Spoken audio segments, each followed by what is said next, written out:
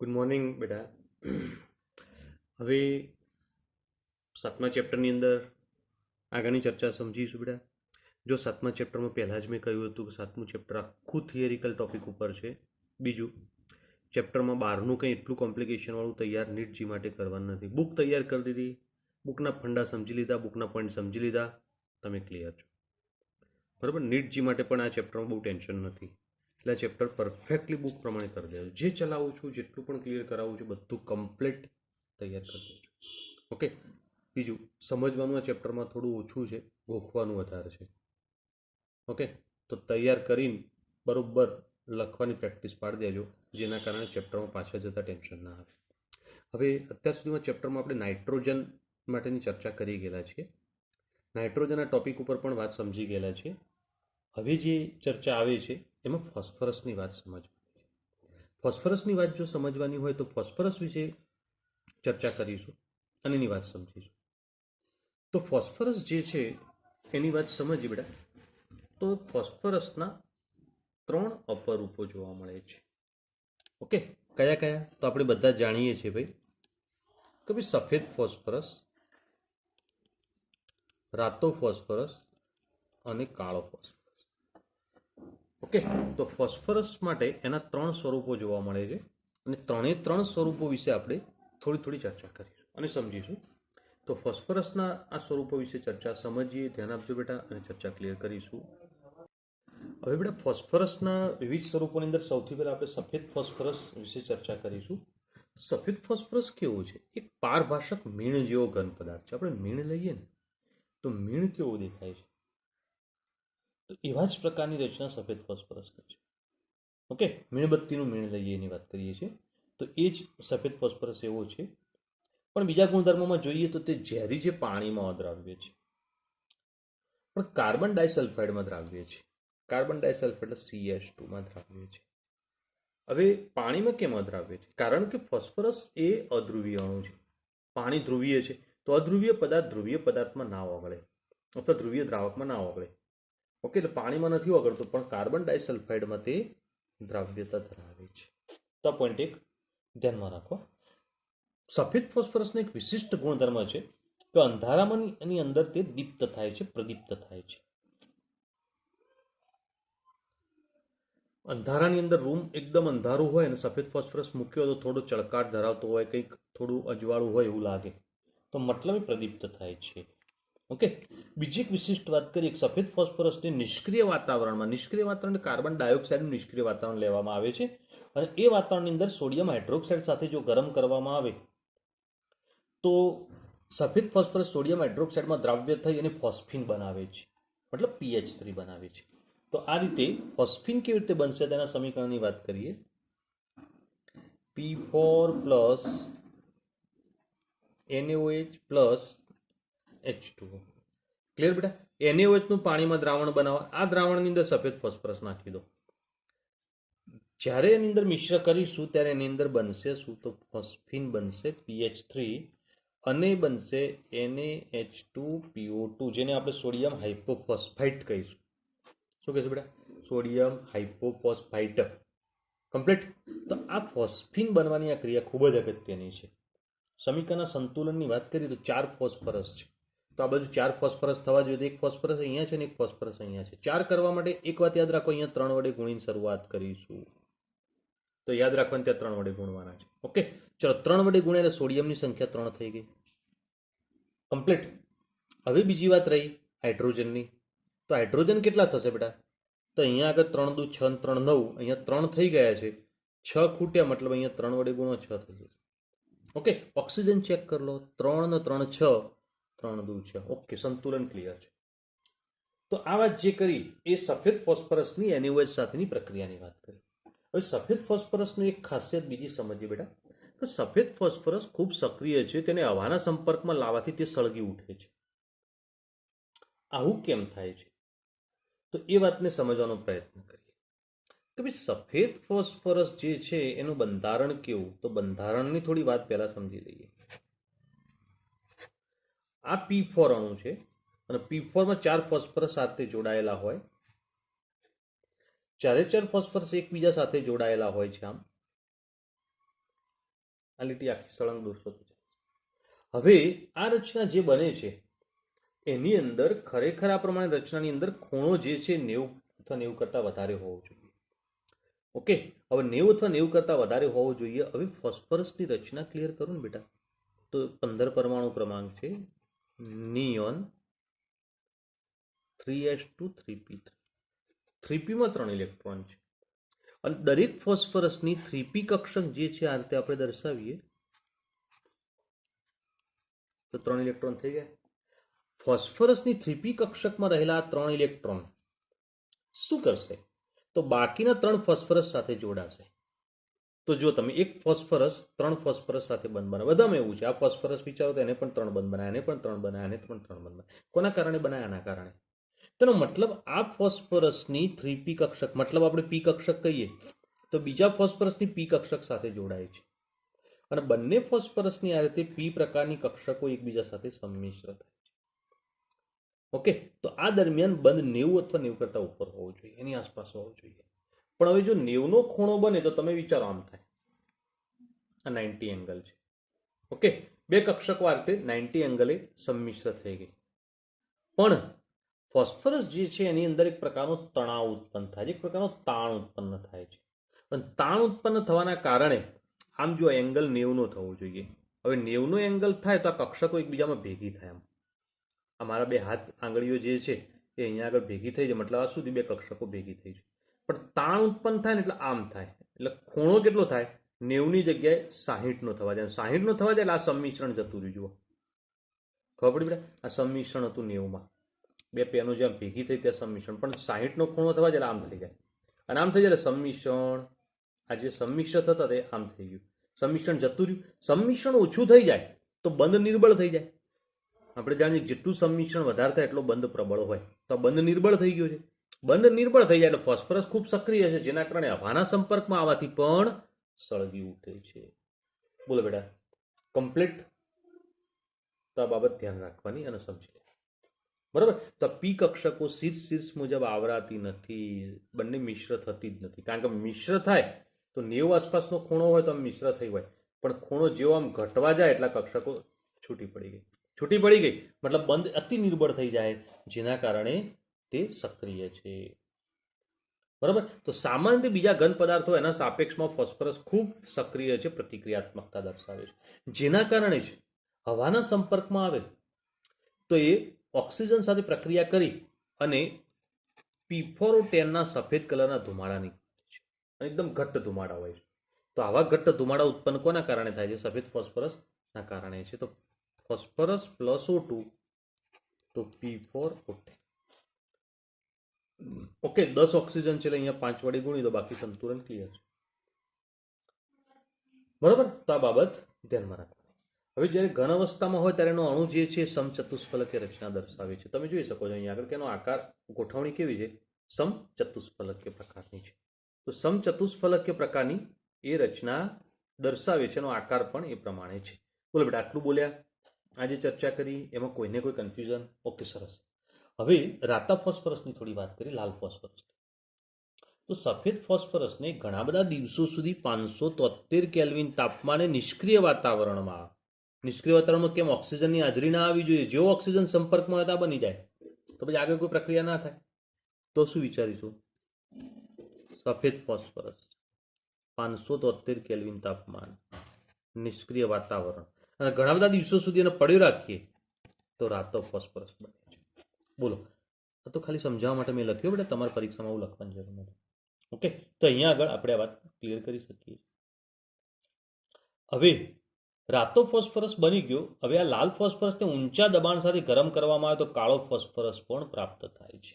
તો રાતો ફોસ્ફરસ એને ઊંચું દબાણ અને ગરમ કર્યું તો શું બની ગયું? કાળો ફોસ્ફરસ। તો ક્રમશઃ સફેદ ફોસ્ફરસમાંથી રાતો ફોસ્ફરસ ને રાતા ફોસ્ફરસમાંથી કાળો ફોસ્ફરસ સ્ટેપ બાય સ્ટેપ આ રીતે બનતો જશે। તો આપણે ફોસ્ફરસ કેવી રીતે મળે છે એની આપણે એક આખી શ્રેણી અને એની એક આખી ચર્ચા રીતે સમજી ગયા, ક્લિયર કરી। તો અહીં જે ચર્ચા કરી, અહીં જે માહિતી ક્લિયર કરી એ આ પ્રમાણે ધ્યાન રાખો। બોલો બેટા, આ જે વાત કરી, આ માહિતી ક્લિયર કરી, એમાં કોઈને કોઈ કન્ફ્યુઝન, મુશ્કેલી? તો કમ્પ્લીટ છે. ઓકે, હવે લાલ ફોસ્ફરસ જે છે એના માટે થોડી ચર્ચા કરીશું, પછી કાળા ફોસ્ફરસ માટે પણ ચર્ચા કરીશું. તો રાતો ફોસ્ફરસ જે છે એ લોખંડના કાટ જેવો રાખોડી રંગનો ચળકાટ ધરાવતો ઘન પદાર્થ છે. લોખંડનો કાટ હોય ને એવો રાખોડી કલરનો છે, થોડો ચળકાટ પણ ધરાવે છે. એ વાસવિહીન છે, બિનઝેરી છે. જો સફેદ ફોસ્ફરસ કેવો હતો? ઝેરી હતો. જો આપણે અંદર જતો રહે શરીરમાં તો ઝેરી અસર ઉત્પન્ન કરે. ત્યારે રાતો ફોસ્ફરસ કેવો છે? બિનઝેરી છે, એ ઝેરી છે નહીં. ઓકે, તો આ વાત પણ એક ધ્યાનમાં રાખો અને સમજી લો. પણ બીજી એક વિશેષતા રાતો ફોસ્ફરસ છે જેની અંદર પાણી અને કાર્બન ડાયસલ્ફાઇડ બંનેમાં અદ્રાવ્ય છે. સફેદ ફોસ્ફરસમાં શું હતું? પાણીમાં અદ્રાવ્ય, CH2 માં અદ્રાવ્ય. બરાબર. હવે લાલ ફોસ્ફરસ જે છે ને એનું બંધારણ સફેદ ફોસ્ફરસ કરતાં ઓછું પ્રતિક્રિયાત્મક છે, જેના કારણે રાતો ફોસ્ફરસ હવાના સંપર્કમાં આવવાથી સળગી જતો નથી, ઓક્સિજન સાથે આવી રીતે તરત પ્રક્રિયા કરતો નથી. ઓકે બેટા, તો એ વાત પણ આપણે ક્લિયર કરી શકીએ. સફેદ ફોસ્ફરસ તો હવાના સંપર્કમાં આવે તો તરત સળગી જશે. રાતો ફોસ્ફરસ ઓછો સક્રિય છે, ઓછો પ્રતિક્રિયાત્મક છે, એટલે સળગતો નથી અને અંધારામાં રાખતા એ પ્રદીપ્ત થતો નથી, ચળકાટ ધરાવતો નથી. આ ચળકાટ ધરાવે છે. બરાબર. તો બધી ચર્ચા આપણે કોના માટે ક્લિયર કરી ગયા? રાતા ફોસ્ફરસ. હવે એના બંધારણની વાત કરીએ. સફેદ ફોસ્ફરસ સમચતુષ્ફલકીય બંધારણ ધરાવતો હતો. રાતો ફોસ્ફરસ જે છે ને એ પોલિમર જેવી બહુલક રચના ધરાવે છે.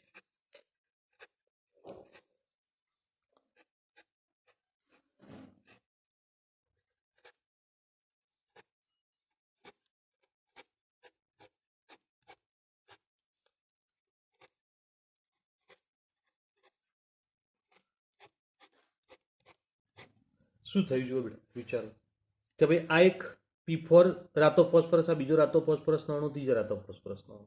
આ બધા અણુઓ જે છે એમાં જુઓ તમે, આપણે એક વાત બોલેલા છે કે ભાઈ ફોસ્ફરસ 3 બંધ બનાવી, મેં હમણાં સમજાવી દીધું આ કક્ષકોના આધારે. ઓકે, તો આ ફોસ્ફરસ 3 બંધ બનાવે, પણ આ બે બાજુવાળા ફોસ્ફરસ 3 બંધ નથી બનાવ્યા, મતલબ આ ફોસ્ફરસ અહીંયા જોડાશે. તો હવે જો આના 3 બંધ થઈ ગયા તો આના પણ થઈ ગયા. તો રીતે આ અહીંયા જોડાય તે આગળ જોડાઈ શકે છે. તો મતલબ આખી એક શૃંખલા બનશે. અને જો શૃંખલા બને તો આખી રચના કેવી બની બેટા? બહુલક રચના બની, પોલિમર જેવી રચના. તો આ રચના કોણ ધરાવશે? તો આપણે સ્પષ્ટ રીતે વાત ક્લિયર કરી શકીએ, રાતો ફોસ્ફરસ. બરોબર. હવે કાળો ફોસ્ફરસ વિશે ચર્ચા કરીએ. તો કાળો ફોસ્ફરસ જે છે એ બે સ્વરૂપો ધરાવે છે. કયા? તો આલ્ફા કાળો ફોસ્ફરસ અને બીટા કાળો ફોસ્ફરસ. તો આલ્ફા અને બીટા બે સ્વરૂપો ધરાવે છે. કેવી રીતે એને બનાવી શકાય તો એને સમજવાનો પ્રયત્ન કરીએ. એક બંધ નળી લો અને એની અંદર લાલ ફોસ્ફરસને 803 કેલ્વિન તાપમાને ગરમ કરો. કયું લેવાનું? લાલ ફોસ્ફરસ. બંધ નળીમાં એને 803 કેલ્વિન તાપમાને ગરમ કરો. જો ગરમ કરવામાં આવે તો એની અંદરથી શું મળશે બેટા? આલ્ફા કાળો ફોસ્ફરસ. કમ્પ્લીટ આ વાત. તો આલ્ફા કાળો ફોસ્ફરસ કેવી રીતે બનાવી શકાય એ આપણે જોઈ ગયા. હવે આલ્ફા કાળો ફોસ્ફરસ જે છે ને ઉર્ધ્વપાતિત કરી શકાય છે અને તેના સ્ફટિકો જે છે અપારદર્શક છે, મતલબ એને આરપાર જોઈ શકાતા નથી.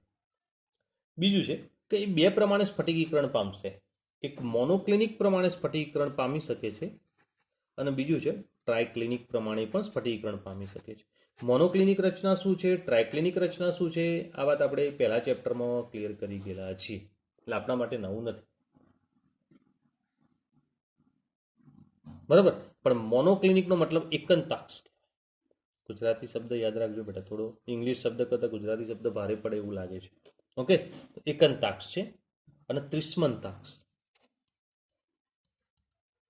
ટ્રાયક્લિનિક. પણ શબ્દો છે એટલે યાદ રાખવાના. કદાચ આ તો આપેલા શબ્દો છે ને કોઈ વખતે આ રીતે પૂછી કાઢે તો આપણે કન્ફ્યુઝ ના થઈએ. તો આ શબ્દો પહેલા ચેપ્ટર માટે પણ યાદ રાખવાના, એકંતાક્ષ અને ત્રિસ્મંતાક્ષ. બરોબર. ઓકે, તો હવે જે ચર્ચા કરી ગયા એ આ ક્લિયર કરી ગયા. હવે કાળો ફોસ્ફરસની અંદર આલ્ફા કાળો ફોસ્ફરસ જે છે તે હવામાં ઓક્સિડેશન પામતો નથી, મતલબ ઓક્સિજન પ્રત્યે એટલો સક્રિય નથી, અનિષ્ક્રિય છે, આપણે જાણીએ જ છીએ. ઓકે, તો અહીંયા આગળ આપણે વાત કરી આલ્ફા કાળો ફોસ્ફરસ. બીટા કાળો ફોસ્ફરસ કેવી રીતે મળે? તો અહીંયા આગળ આપણે લઈશું સફેદ ફોસ્ફરસ, અને સફેદ ફોસ્ફરસને અહીંયા આગળ 473 કેલ્વિન તાપમાને ઊંચા દબાણ સાથે, ખૂબ ઊંચું દબાણ લઈ જવાનું. જો તમે ગરમ કરો તો એની અંદરથી મળી જશે બીટા કાળો ફોસ્ફરસ. કમ્પ્લીટ. તો બીટા કાળો ફોસ્ફરસ બનાવવામાં આવે છે. અને આ એટલો બધો સ્થાયી છે કે હવાની અંદર 673 કેલ્વિન તાપમાને પણ લઈ જાઓ ત્યાર સુધી તો બળતો જ નથી. એના ઉપર ઓક્સિજનની કોઈ અસર થતી નથી. તો મતલબ ખૂબ સ્થાયી કહેવાય. આલ્ફા કાળો ફોસ્ફરસ તો સ્થાયી છે જ, બીટા કાળો ફોસ્ફરસ પણ સ્થાયી છે. તો આ રીતે આપણે ફોસ્ફરસના અપરૂપો અથવા વિવિધ રૂપો વિશે ચર્ચા કરી ગયા, સમજી ગયા. હવે જે ચર્ચા કરવી છે એની અંદર ફોસ્ફરસના સંયોજનો આવશે. તો ફોસ્ફરસના વિવિધ સંયોજનો વિશે હવે ચર્ચા સમજીશું, ધ્યાન આપજો. હવે બેટા ફોસ્ફીન વિશે ચર્ચા કરીશું. ફોસ્ફરસનું એક અગત્યનું સંયોજન છે ફોસ્ફીન, જે PH3 તરીકે પણ આપણે દર્શાવીશું. ફોસ્ફીન બનાવી શકાય કેવી રીતે? તો હવે થિયરિકલ પ્રશ્નો તરીકે ધ્યાનમાં રાખજો, સમજજો, ક્લિયર કરતા રહેજો. મેં તમને કહેલું જ છે. ઓકે. ફોસ્ફીન બનાવવા માટેની પ્રક્રિયાની અંદર કેલ્શિયમ ફોસ્ફાઇડની પ્રક્રિયા આપણે પાણી સાથે અથવા મંદ HCl સાથે પ્રક્રિયા કરીએ, તેમાંથી ફોસ્ફીન બની જાય છે. તો બહુ સરળ અને ઇઝી પ્રક્રિયા છે. ચલો અહીંયા આગળ દર્શાવું. કેલ્શિયમ ફોસ્ફાઇડ એટલે Ca3P2. ઓકે. એની પ્રક્રિયા H2O સાથે. બીજી વાત કરીએ, કેલ્શિયમ ફોસ્ફાઇડ એની પ્રક્રિયા HCl સાથે. ઓકે. તો હવે પ્રક્રિયા કેવી રીતે થશે બેટા? તો વિચારો કે H2O જે છે એના બે ભાગ પડે, H પ્લસ OH માઇનસ. તો આનો ધન આયન આના ઋણ સાથે અને આનો ધન આયન આના ઋણ સાથે. મતલબ કેલ્શિયમ ફોસ્ફેટમાં કેલ્શિયમ ધન છે અને ફોસ્ફરસ ઋણ છે. Ca+3 P3 સોરી Ca+2 અને P3. કેલ્શિયમ +2 છે એ OH સાથે જોડાય તો આ +2 નો OH માઇનસ, તો સૂત્ર કેવું બનશે? CaOH2. કમ્પ્લીટ. અને આ ફોસ્ફરસ હાઇડ્રોજન સાથે જોડાય તો -3 +1, તો 3 હાઇડ્રોજન લેવા પડે, મતલબ PH3. બોલો કેવી રીતે પ્રક્રિયા દર્શાવી? આવડી જશે બેટા. સમીકરણનું સંતુલન જોઈ લઈએ. 3 કેલ્શિયમ છે એટલે 3 વડે ગુણો. બહુ સરળ સંતુલન છે. ફોસ્ફરસ 2 છે, મતલબ અહીંયા 2 વડે ગુણો. ઓક્સિજન કેટલા થયા કુલ? તો તમે સ્પષ્ટ રીતે જોઈ શકો છો કે કુલ ઓક્સિજન 6 થયા, મતલબ H2O ને પણ 6 વડે ગુણવા પડે. તો હાઇડ્રોજન થઈ જશે 6 દુ 12, 6 6 12. કમ્પ્લીટ. તો અહીંયા આગળ સરળતાથી પ્રક્રિયા આવડી જાય એવી છે. બીજી પ્રક્રિયામાં પણ સેમ વાત છે. આનો ધન આના ઋણ સાથે, આનો ધન આના ઋણ સાથે. કેલ્શિયમ ક્લોરીન સાથે, મતલબ CaCl2. અને હાઇડ્રોજન ફોસ્ફરસ સાથે, મતલબ PH3. બોલો બેટા.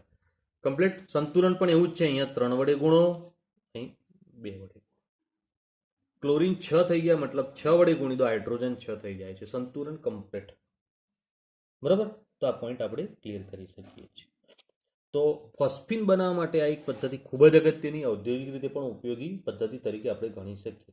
પણ પ્રયોગશાળામાં ફોસ્ફીન બનાવવો હોય તો હમણાં જ આપણે જોઈ ગયા એ પ્રમાણે સફેદ ફોસ્ફરસને નિષ્ક્રિય વાતાવરણમાં સોડિયમ હાઇડ્રોક્સાઇડના જલીય દ્રાવણની અંદર ગરમ કરવામાં આવે છે તો ફોસ્ફીન બની જશે. હમણાં જ આપણે સફેદ ફોસ્ફરસના ગુણધર્મોમાં આ સમીકરણ જોઈ ગયા છે. તો પણ એકવાર ફરીથી જોઈ લઈએ આપણે.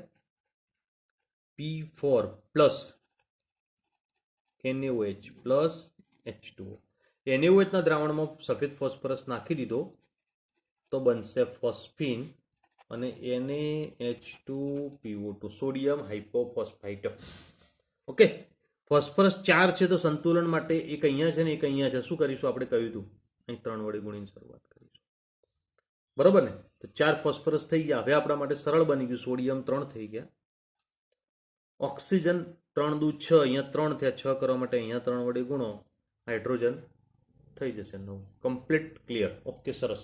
તો આ પ્રમાણે શું બની ગયું બેટા? ફોસ્ફીન બની જાય છે. પ્રયોગશાળા મારફતે ફોસ્ફીન બનાવી શકાય છે. હવે જો ફોસ્ફીન શુદ્ધ અવસ્થામાં હોય, ધ્યાન આપજો બેટા, શુદ્ધ ફોસ્ફીન હોય તો તે સળગતો નથી.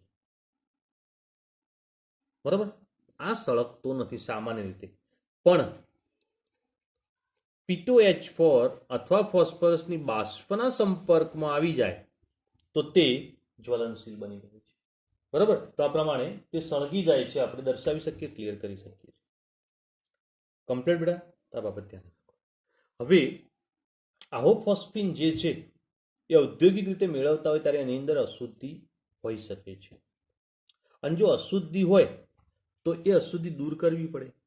આવી અશુદ્ધિને દૂર કરવા માટે શું કરીશું? તો ફોસ્ફીન જે છે એને એચઆઈમાં અવક્ષેપિત કરવામાં આવે છે, બરાબર. અને એચઆઈમાં અવક્ષેપિત કરી દઈએ અને ત્યાર પછી એની અંદર ફોસ્ફોનિયમ આયોડાઇડ બને છે અને એની કેઓએચ સાથે પ્રક્રિયા કરીએ તો એના કારણે ફોસ્ફીન શુદ્ધ અવસ્થામાં મળી જાય. તો આપણે જો અહીંયા આગળ સમજો, ફોસ્ફીન PH3 એચઆઈમાં શોષી લીધો.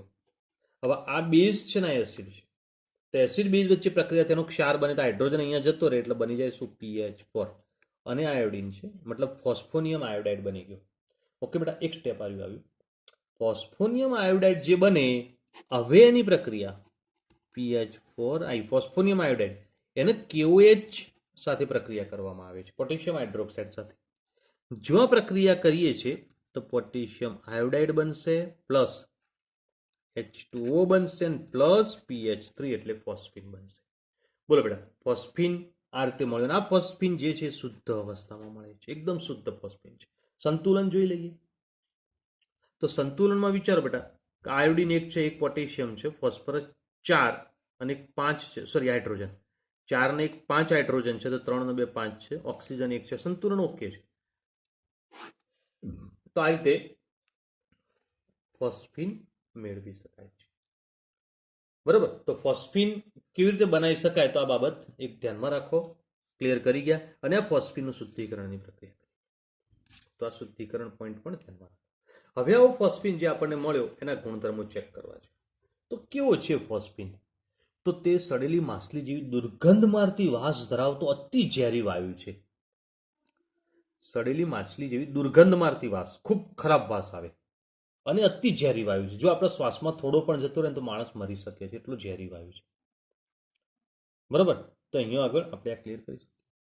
બીજી વાત કરીએ કે ભાઈ નાઇટ્રિક એસિડ, ક્લોરીન અને બ્રોમિન જેવા ઓક્સિડેશન કરતાના સંપર્કમાં આવે ફોસ્ફીન, જો ફોસ્ફીન આના સંપર્કમાં આવી ગયો તો વિસ્ફોટ સાથે વિઘટન થઈ જાય છે, બરાબર. તો મતલબ એ વિસ્ફોટ કરે છે. જો આના સંપર્કમાંથી વિસ્ફોટ કરતો હોય તો પછી એનો મતલબ થયો કે ઓક્સિજનના સંપર્કમાં આવવાથી પણ આવી ક્રિયા થઈ શકે છે. તો ઓક્સિજનના સંપર્કમાં આવવાથી પણ આ ક્રિયા શક્ય બની શકે છે. તો આ પોઈન્ટ ધ્યાનમાં રાખજો. હવે આગળ વાત કરીએ બેટા કે ભાઈ પાણીમાં એ બહુ દ્રાવ્ય થતું નથી, ખૂબ અલ્પ પ્રમાણમાં દ્રાવ્ય છે, બરાબર. તો અહીંયા આગળ PH3 જે છે ફોસ્ફીન છે, પાણીમાં જો થોડા પ્રમાણમાં ઓગળતો હોય તો એ પરિસ્થિતિમાં એનું દ્રાવણ બને. હવે આ દ્રાવણ જે બની ગયું, જો સમજો, ફોસ્ફીન પાણીમાં નથી ઓગળતો, પાણીમાં પણ થોડા પ્રમાણમાં ઓગળ્યો, નહિવત. અને નહિવત ઓગળ્યો પછી એ સૂર્યપ્રકાશની હાજરી આવે તો સૂર્યપ્રકાશની હાજરીમાં તેનું વિઘટન થવાનું શરૂ થઈ જશે, બરાબર. અને વિઘટન થઈ જાય તો એ વિઘટન દરમિયાન PH3 જે છે એ સૂર્યપ્રકાશની હાજરીમાં લાલ ફોસ્ફરસ અને હાઇડ્રોજનમાં વિઘટન પામી જાય છે. મતલબ ફોસ્ફરસ છૂટો પડી જાય, હાઇડ્રોજન પણ છૂટો પડી જાય છે. ઓકે બેટા, તો આ પોઈન્ટ પણ એક ધ્યાનમાં રાખો. હવે ફોસ્ફીનની કોપર સલ્ફેટ અથવા મર્ક્યુરી ક્લોરાઇડના દ્રાવણમાં અવશોષિત કરવામાં આવે તો તેની અંદરથી શું બનાવે છે? તો જે આપણે ધાતુ પસંદ કરેલી હોય, બરાબર, દાખલા તરીકે આપણે કોપરનો ક્ષાર પસંદ કર્યો તો કોપરના ફોસ્ફાઇડ બનાવશે, અને મર્ક્યુરીનો ક્ષાર પસંદ કર્યો તો મર્ક્યુરીના ફોસ્ફાઇડમાં રૂપાંતર થાય છે. વાત ખબર પડી બેટા? તો અહીંયા આગળ જુઓ, દાખલા તરીકે આપણે કોપર સલ્ફેટ લીધું, કોપરનો ક્ષાર પસંદ કર્યો અને તેની પ્રક્રિયા ફોસ્ફીન સાથે કરી. મર્ક્યુરીનો ક્ષાર લો, મર્ક્યુરી ક્લોરાઇડ, અને તેની ફોસ્ફીન સાથે પ્રક્રિયા કરી, મતલબ કે તેને એની અંદર અવશોષિત કર્યો. આ વાયુ છે એટલે આના દ્રાવણમાં શોષી લેવાનો. કોપર સલ્ફેટના દ્રાવણમાં શોષી લો, મર્ક્યુરી ક્લોરાઇડના દ્રાવણમાં શોષી લો. ઓકે, તો શું બનશે? જો કોપરનો ક્ષાર પસંદ કર્યો તો કોપર ફોસ્ફાઇડ બને, Cu3P2, મતલબ આનો ધન આની સાથે, ઋણ સાથે, તો આનો ઋણ આના ધન સાથે, તો આ ધન આયન એટલે H+SO4 સાથે જોડાઈ જાય તો H2SO4 બનાવી દે. ખબર પડી બેટા? ઓકે, સંતુલન જોઈ લઈએ. સંતુલન બહુ સરળ છે. કોપર 3 તો અહીંયા 3 વડે ગુણી દો, ફોસ્ફરસ 2 તો અહીંયા 2 વડે ગુણી દો. તો SO4 કેટલા થઈ ગયા બેટા? 3. તો અહીંયા 3 વડે ગુણો તો 3 દુ 6 હાઇડ્રોજન થઈ જાય. જુઓ, કોઈ પ્રોબ્લેમ છે નહીં. ઓકે. તો મર્ક્યુરી ક્લોરાઇડની વાત કરીએ તો સેમ મર્ક્યુરી જે છે એનો ફોસ્ફાઇડ બનશે Hg3P2 પ્લસ હાઇડ્રોજન ક્લોરીન સાથે જોડાય એટલે HCl બનાવશે. સંતુલન જોઈ લો, 3 મર્ક્યુરી અને 2 ફોસ્ફરસ. તો ક્લોરીન 3 દુ 6, તો હાઇડ્રોજન 3 દુ 6, સંતુલન ઓકે.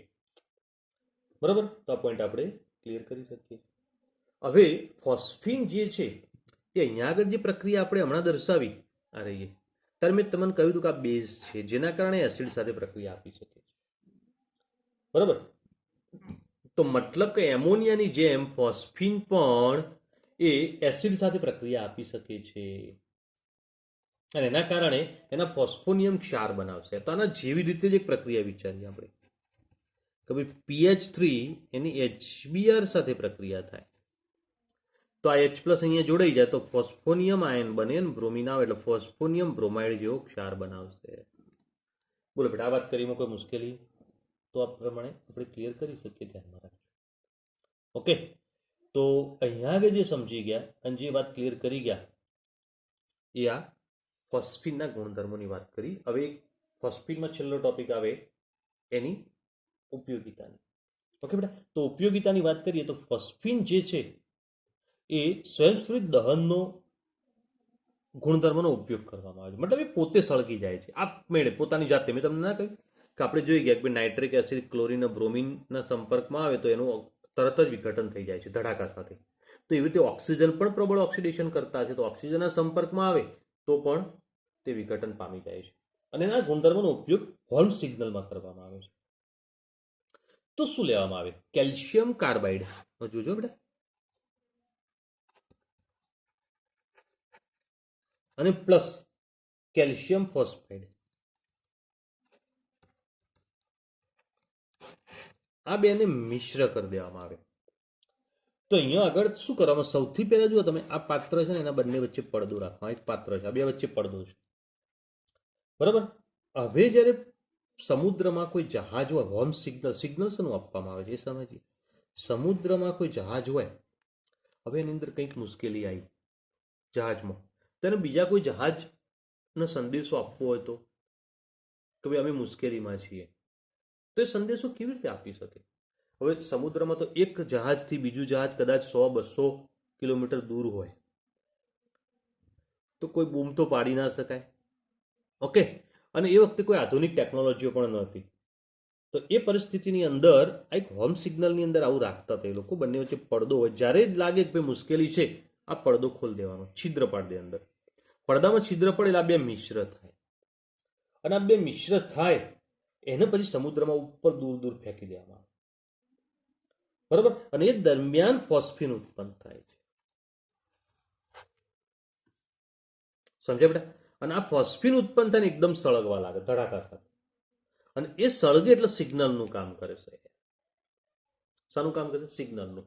એક પ્રકારનું સિગ્નલ આપશે, સળગશે. એટલે દૂર કોઈ 200-500 કિલોમીટર દૂર કોઈ સ્ટીમર હોય ને કે 100 કિલોમીટર દૂર કોઈ સ્ટીમર હોય તો એ સ્ટીમર તરત જ જોઈ કાઢે ભાઈ અહીંયા આગળ કંઈક સિગ્નલ મળ્યું છે, કોઈ મુશ્કેલીમાં છે, તો ત્યાં આગળ પહોંચી શકે છે. ઓકે બેટા. તો અહીંયા આગળ એના મદદરૂપ બની શકે છે, એના માટે એનો ઉપયોગ કરવામાં આવે છે. ત્યારબાદ એનો ઉપયોગ ધૂમ્ર પડદા સ્મોક સ્ક્રીન તરીકે પણ કરવામાં આવે છે. ઓકે બેટા. તો એ કેવી રીતે? તો અહીંયા આગળ એનો ઉપયોગ કેવો? તો કોઈ યુદ્ધ ચાલતું હોય અને યુદ્ધ ચાલે ત્યારે અહીંયા આગળ કોઈ સૈનિકો છે અને અહીંયા આગળ સામે બીજા સૈનિકો છે. આ સૈનિકોને અહીંથી મુવમેન્ટ કરીને એમને આગળ આવવું છે યુદ્ધ કરવા માટે. તો શું કરશે? અહીંથી એવો એક વસ્તુ નાખશે કે જેના કારણે અહીંયા આગળ PH3 ઉત્પન્ન થઈ ખૂબ સખત ધુમાડા ઉત્પન્ન થવાનું શરૂ થઈ જશે. અને સખત ધુમાડા ઉત્પન્ન થઈ જાય તો આવી એક સ્ક્રીન તૈયાર થઈ જશે, સ્મોક સ્ક્રીન, ધુમાડાની સ્ક્રીન, જેના કારણે આ દુશ્મન દેશો આને જોઈ ના શકે અને એના કારણે આ સૈનિક મુવમેન્ટ કરીને આગળ આવી જશે. બોલો, ખબર પડી જાય? તો સ્મોક સ્ક્રીન માટે પણ એનો ઉપયોગ કરવામાં આવે છે. તમને એમ થાય કે સાહેબ ઝેરી વાયુ છે તો શ્વાસમાં જાય તો સૈનિકોના, પણ એના કરતાં વિશિષ્ટ ગુણધર્મ છે કે O2 સાથે તરત જ સક્રિય છે, પ્રક્રિયા કરી દે છે. જેવો હવાના સંપર્કમાં તરત સળગી જશે એટલે આપણને કોઈ જોખમ રહેતું નથી. ખબર પડી બેટા? તો આ પોઈન્ટ ધ્યાનમાં. તો અહીં જે ચર્ચા કરી, અહીં જે માહિતી ક્લિયર કરી એ કમ્પ્લીટ છે. એના પછીનો એક કોયડો છે એ તમે સોલ્વ ક્લિયર કરી શકશો બેટા અને સમજી શકશો કે ભાઈ ફોસ્ફીન લુઈસ બેઝ તરીકે વર્તે છે અને લુઈસ એસિડ છે. લુઈસ એસિડ અને બેઝ વચ્ચે પ્રક્રિયા થઈને એનો ક્ષાર બનશે. ફોસ્ફોનિયમ બ્રોમાઇડ છે, અહીંયા આગળ આયોડાઇડનું ઉદાહરણ છે. બરોબર, તો આ પોઈન્ટ ક્લિયર કરી શકાય છે. બરોબર, તો આ ધ્યાનમાં રાખજો અને સમજી લેજો. હવે બેટા લખાણ સંબંધિત કોયડાઓ જુઓ. pH3 કરતાં pH4 બંધકોણ વધારે હોય છે. કેમ? તો સમજી લો, પ્રાઇમરી માહિતી આપી દો બેટા. pH3 હોય ને તેની અંદર ફોસ્ફરસ ઉપર અબંધકારક ઇલેક્ટ્રોન યુગ્મ હોય. હવે ફોસ્ફરસ ઉપર અબંધકારક ઇલેક્ટ્રોન યુગ્મ હોય તો આ ઇલેક્ટ્રોન યુગ્મ VSEPR સિદ્ધાંત પ્રમાણે અહીંયા અપાકર્ષણ કરશે અને અપાકર્ષણ કરે તો આ બે બંધ અંદર ખસશે અને અંદર ખસે તો ખૂણો નાનો થાય, થશે નાનો. અને ખૂણો નાનો થાય છે તો આનો મતલબ કે ખૂણો નાનો થયો. જ્યારે pH4 માં શું થશે બેટા? ચારે ચાર હાઇડ્રોજન છે તો કોઈ પણ અબંધકારક ઇલેક્ટ્રોન યુગ્મ નથી, મતલબ ખૂણો નાનો થવાની કોઈ શક્યતા આમાં રહેતી નથી. VSEPR સિદ્ધાંત પ્રમાણે અપાકર્ષણ લાગશે નહીં, બધા સમાન છે એટલે. ઓકે બેટા, તેના કારણે એનો ખૂણો નાનો થઈ જશે. ચલો, આ વાત સમજી ગયા. એસિડ સાથેની પ્રક્રિયા તો આપણે સમજી ગયા, ભાઈ HBr પણ આવી ગયું અને આગળ HI ની પણ પ્રક્રિયા આપણે જોઈ ગયા, તો માટે કોઈ પ્રોબ્લેમ નથી. ઓકે, નિષ્ક્રિય વાતાવરણમાં પ્રક્રિયા કરે તો શું થાય? તો એ શું ક્લિયર કર્યું બેટા? તો આ સમીકરણ તમારે ક્લિયર કરવાનું છે. બરોબર, તો ચલો બધા કોયડા ક્લિયર. હવે ફોસ્ફરસના એલાઇડ વિશે ચર્ચા સમજીએ, ધ્યાન આપજો. હવે બેટા ફોસ્ફરસ એલાઇડ બનાવી શકે છે તો એના એલાઇડ બે પ્રકારના બનશે, PX3 ફોસ્ફરસ ટ્રાયહેલાઇડ અને PX5 ફોસ્ફરસ પેન્ટાહેલાઇડ. આપણે બંને એલાઇડ વિશે ચર્ચા સમજીશું. તો સૌથી પહેલા આપણે PX3 વિશે ચર્ચા કરીએ, જેમાં ફોસ્ફરસ ટ્રાયહેલાઇડ વિશે ચર્ચા આગળ વધારીએ. તો કેવી રીતે બનાવી શકાય ફોસ્ફરસ ટ્રાયહેલાઇડ? તો એને બનાવવા માટેની પ્રક્રિયા બે રીતે અહીંયા આગળ રજૂ કરેલી છે, એ આપણે સમજવાનો પ્રયત્ન કરીશું. અહીંયા હેલોજન શું છે કહેવાની જરૂર નથી બેટા, બધાને ખબર જ છે કે ફ્લોરિન, ક્લોરિન, બ્રોમિન, આયોડિન હશે. બરોબર ને? તો હવે આપણે ટ્રાયહેલાઇડની અંદર ફોસ્ફરસ ટ્રાયક્લોરાઇડ ઉપર જ હવે ફોકસ કરીશું. બરાબર, ક્લોરિન સાથેનું સંયોજન. તો ફોસ્ફરસ ટ્રાયક્લોરાઇડ બનાવવો હોય તો સફેદ ફોસ્ફરસ છે એના ઉપર શુષ્ક ક્લોરિન પસાર કરવાથી ફોસ્ફરસ ટ્રાયક્લોરાઇડ મળે છે.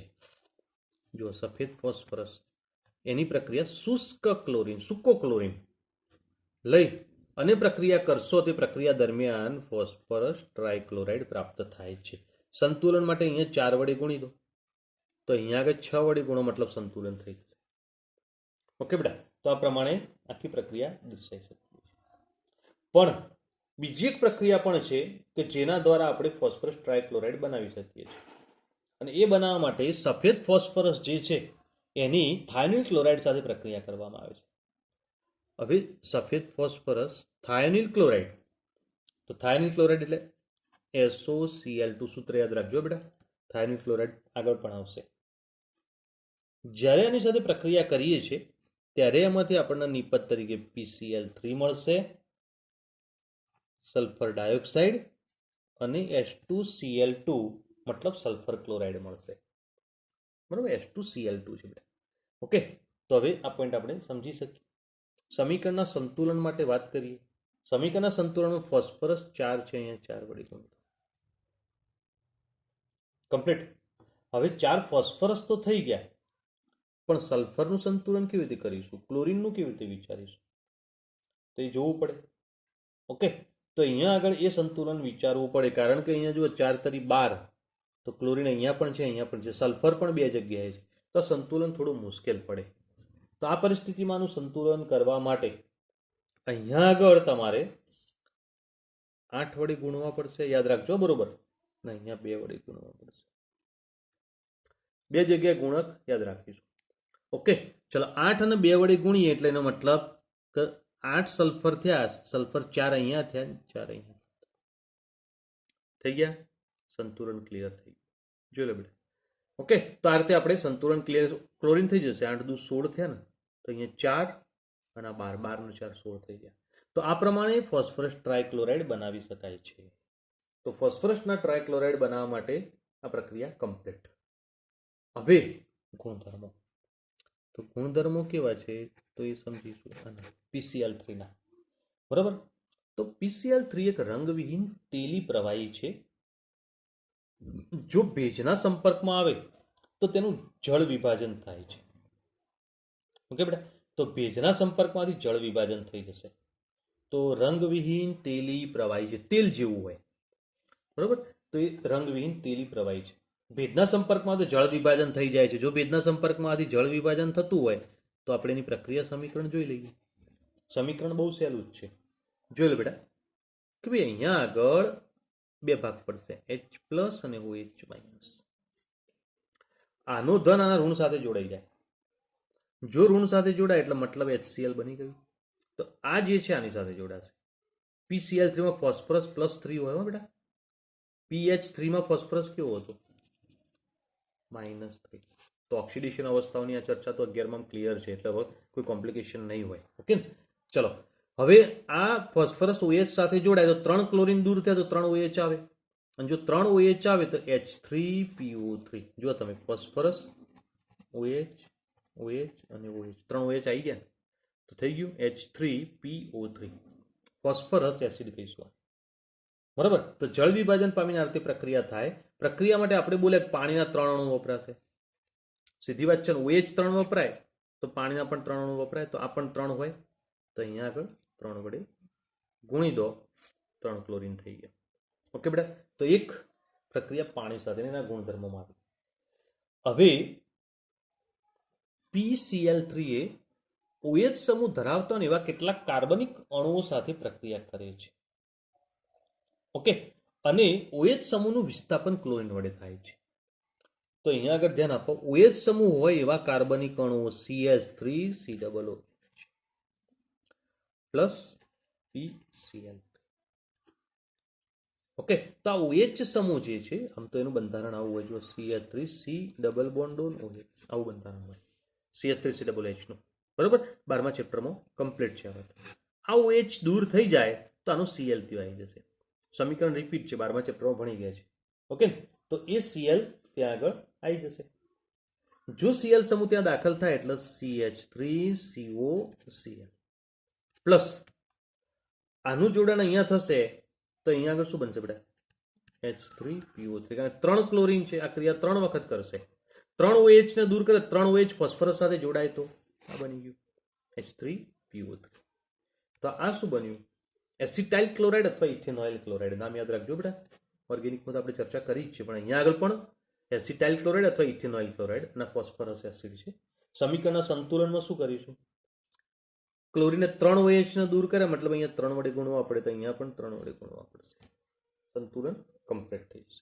ઓકે, OH સમૂહ અંદર હાજર હોય એવું એક બીજો અણુ પણ લઈએ, અને એ છે ઇથેનોલ. અને એની ફોસ્ફરસ ટ્રાયક્લોરાઇડ સાથે પ્રક્રિયા કરતા ક્લોરીન OH ને દૂર કરશે અને જોડાઈ જાય તો CH3CH2Cl પ્લસ OH ફોસ્ફરસ સાથે જોડાય તો H3PO3 બનાવશે. સમીકરણમાં આમાં પણ ક્લિયર જ છે. 3 ક્લોરીન 3 OH ને દૂર કરે છે, મતલબ અહીંયા આગળ 3 વખત જોડાય 3 વડે ગુણી દો. બરોબર, તો અહીંયા આગળ 3 વડે સંતુલન કમ્પ્લીટ થઈ જશે. ઓકે, તો આ પ્રમાણે ધ્યાનમાં રાખો. હવે ફોસ્ફરસ ટ્રાયક્લોરાઇડનું બંધારણ કેવું છે? તો એમોનિયાના જેવું જ હોય છે. અને જો એમોનિયાના જેવું જ બંધારણ હોય તો એ પરિસ્થિતિની અંદર આપણે બંધારણ વિશે થોડી ચર્ચા કરીએ બેટા. ફોસ્ફરસ હવે એક 3 ક્લોરીન સાથે જોડાશે, 1 2 Cl Cl અને Cl. આ બંધ બરાબર, અને એના ઉપર એક અબંધકારક ઇલેક્ટ્રોન યુગ્મ રહેલું હોય છે. કમ્પ્લીટ બેટા. તો PCl3 નું બંધારણ આ 3 બંધ છે, એની સ્થિતિ કેવી હોય આપણે જાણીએ છીએ. આ ડાર્ક ભાગ બતાવે આપણી સામે છે, આ ટૂટક લાઈનથી બતાવે પાછળ બંધ છે, અને આ સાઈડમાં છે. ક્લિયર ને? આમ સીધી રીતે વિચારો જુઓ. આ ડાર્ક આપણી સામે, આપણે અહીંયા છીએ, વિચાર લો. આપણે અહીંયા છીએ, આ બંધ આપણી સામે ડાર્ક વાળો, તૂટક વાળો પાછળ, અને આ બંધ અહીં. કમ્પ્લીટ. હવે સાંકેતિક સ્વરૂપ તો આ પ્રમાણે હોય. બોલો બેટા. તો હવે સાંકેતિક સ્વરૂપ મેં એટલા માટે સમજવા માટે તમે દોરવાનું તો પરીક્ષામાં આ રીતે જો બેટા કમ્પ્લીટ. તો ધ્યાનમાં રાખજો. તો અહીંયા આગળ જે ચર્ચા કરી ગયા એ આપણે કોના માટેની વાત કરી ગયા? ફોસ્ફરસ ટ્રાયક્લોરાઇડ માટે. ઓકે, હવે ચર્ચા આવે છે કે એની અંદર વાત આવશે ફોસ્ફરસ પેન્ટાક્લોરાઇડ. બરાબર. સૌથી પહેલા એને બનાવવાની રીત કેવી છે? તો બનાવવાની રીત જે છે એમાં પણ પહેલાની જેમ બે જ રીતો. તો અહીંયા આગળ સફેદ ફોસ્ફરસ જે છે એની સાથે વધુ પ્રમાણમાં શુષ્ક ક્લોરીન સાથે પ્રક્રિયા કરો. વધુ પ્રમાણમાં. પેલામાં જો અહીંયા આગળ ક્લોરીન લીધો તો ખરા, પણ માપમાં મર્યાદિત પ્રમાણમાં લીધો. અહીંયા આગળ વધુ પ્રમાણમાં લેવાનો. તો ક્લોરીન લીધો તો અહીંયા આગળ બનશે PCl5. બરાબર.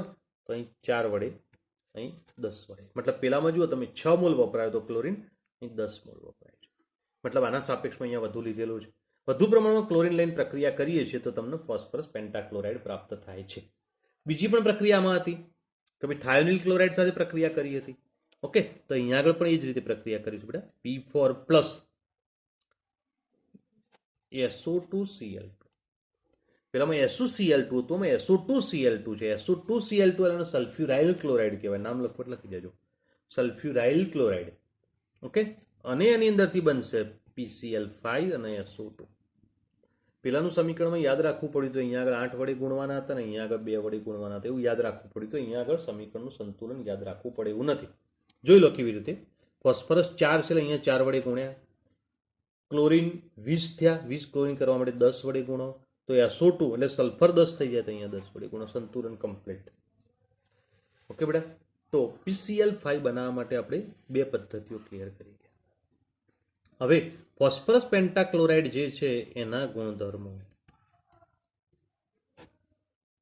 કેવા ગુણધર્મો છે બરાબર તે સમજીએ કે ભાઈ PCl5 પીળાશ પડતો સફેદ કલરનો પાવડર છે. પીળાશ પડતા કલરનો સફેદ કલરનો પાવડર. એટલે આમ સફેદ કલર દેખાય પણ થોડો આછો પીળો કલર હોય એવું. ઓકે, તો ધ્યાનમાં રાખો. એ પણ હવાના સંપર્કમાં આવે તો ફોસ્ફરસ ઓક્સીક્લોરાઇડમાં રૂપાંતરણ પામે છે અને ફોસ્ફોરિક એસિડ બને છે. બરાબર. આખી પ્રક્રિયા 2 સ્ટેપમાં સમજી શકાય. તો સમજ બેટા કે હવાના સંપર્કમાં આવે તો શું થશે? તો ધ્યાન આપજો. PCl5 H2O. ઓકે, તો POCl3 HCl. સંતુલન જોઈ લો બેટા. ફોસ્ફરસ સાથે 5 ક્લોરીન છે તો 3 અહીંયા છે તો 5 કરવા માટે અહીંયા 2 વડે ગુણી દો. ઓકે, હાઇડ્રોજન 2 અને 1 ઓક્સિજન થઈ ગયા. સંતુલન ક્લિયર. ફોસ્ફરસ ઓક્સી ટ્રાયક્લોરાઇડ જે છે એની આગળ પ્રક્રિયા થશે પાણી સાથે ફરીથી. અને જો ફરીથી પાણી સાથે પ્રક્રિયા થાય તો એની અંદરથી બનશે ફોસ્ફોરિક એસિડ અને HCl. ઓકે, તો ફોસ્ફોરિક એસિડ બન્યો. H3PO3 હોય ને તો ફોસ્ફરસ એસિડ કહેવાય. ફોસ્ફોરિક એસિડ છે અને HCl બન્યો. સંતુલન જોઈ લઈએ બેટા. 3 ક્લોરીન છે મતલબ અહીંયા 3 વડે ગુણવા પડશે. કમ્પ્લીટ ને? હવે બીજું જુઓ, વિચારો.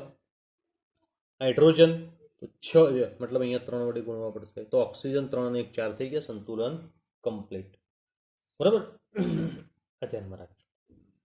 હવે PCl5 ને ગરમ કરવામાં આવે કારણ કે આપણે ત્યાં ઘન પદાર્થ છે. હવે ઘન પદાર્થ એને ગરમ કરીએ તેનું ઉર્ધ્વપાતન થાય છે. મતલબ એનું વાયુ અવસ્થામાં રૂપાંતર થઈ જાય છે. ઓકે બેટા. પણ વધારે ગરમ કરવામાં આવે તો તેને શું થઈ જાય છે?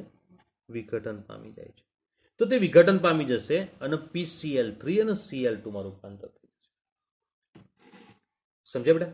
તો PCl3 અને Cl2 બની જશે. મતલબ એનું વિઘટન થઈ ગયું. તો આ પોઈન્ટ પણ એક ધ્યાનમાં રાખજો. ઓકે, હવે એનું બંધારણ સમજાઈને આ બે ભાગ જ કેમ પડ્યા એ બંધારણ દર્શાવું પછી થોડી ચર્ચા કરું કે ભાઈ ક્લોરીન કેમ છૂટો પડ્યો, PCl3 કેમ છૂટું પડ્યું. તો બંધારણ દૂર પછી આ ચર્ચા ફરીથી કરીશું. ઓકે બેટા. પણ હાલ આપણે આગળ વધીએ તો તે પણ OH સમૂહ ધરાવતા કેટલાક સંયોજનો સાથે પ્રક્રિયા કરે છે. સેમ પેલા જેવી જ વાત. અને OH સમૂહ ધરાવતા સંયોજનો સાથે પ્રક્રિયા કરશે તો CH3 CH2 OH મતલબ ઇથેનોલ. અને એની PCl5 સાથે પ્રક્રિયા CH3 COOH અને એની PCl5 સાથે પ્રક્રિયા. બરાબર. તો હવે વિચારીએ કે ભાઈ આ પ્રકારની પ્રક્રિયા થતા આનો OH સમૂહ નીકળી જાય અને Cl દાખલ થઈ જાય. તો CH3CH2Cl થઈ ગયો. OH નીકળી ગયો, Cl દાખલ થઈ ગયો. આ OH નીકળ્યો એનો H આ બીજા ક્લોરીન સાથે જોડાશે એટલે 5 ક્લોરીન હતા એમાંથી એક ક્લોરીન અહીંયા ગયો, બીજો ક્લોરીન H સાથે એટલે HCl બનાવશે.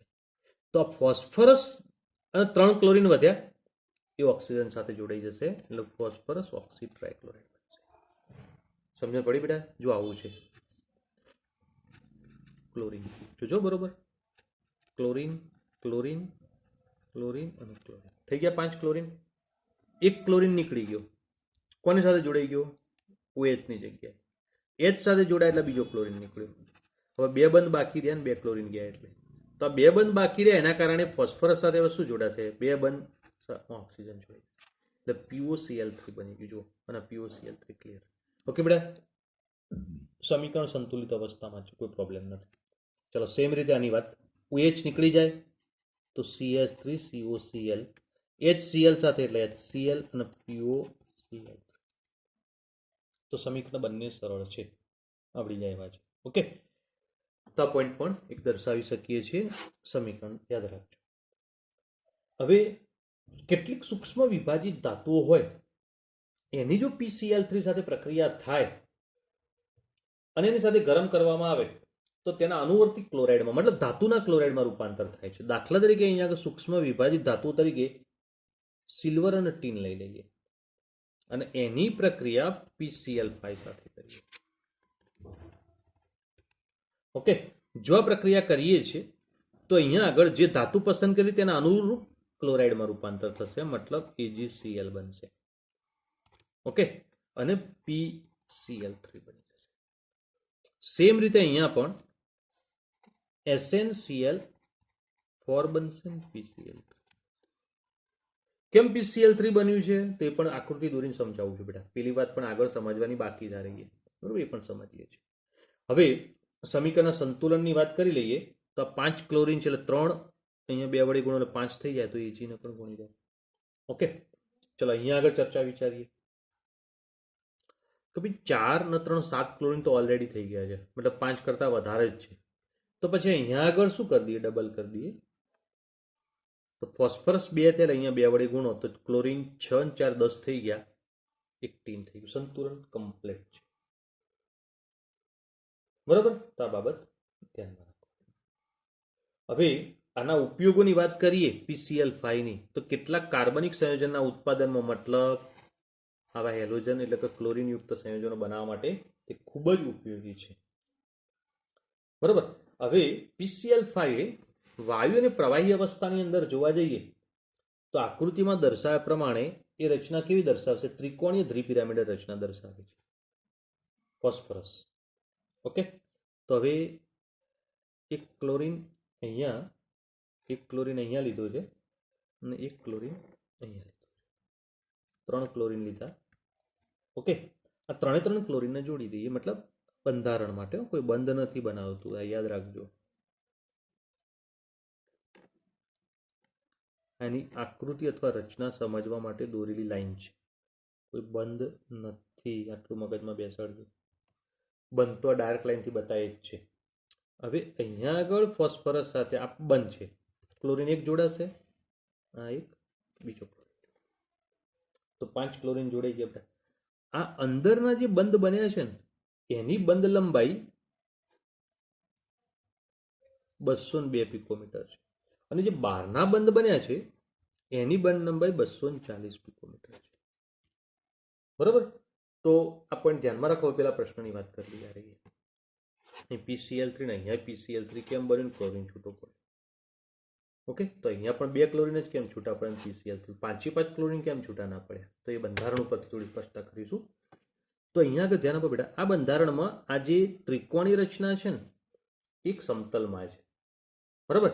અને એ સમતલમાં હોય તો એ રચના જે છે એની અંદર આ બંધની બંધ લંબાઈ 202 છે, મતલબ બંધ વધુ પ્રબળ છે. ઓકે, અને આ બહારના બંધ છે, મતલબ આ સમતલ છે.